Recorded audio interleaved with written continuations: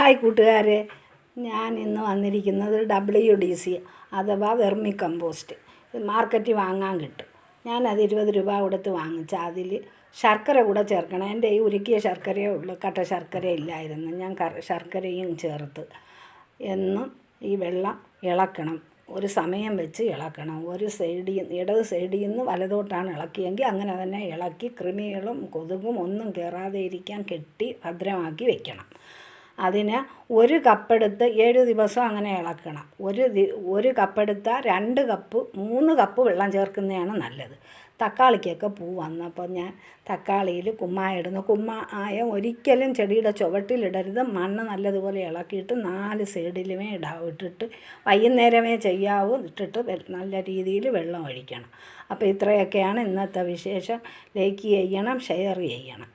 Bye കൂട്ടുകാരെ, അസ്സലാമു അലൈക്കും.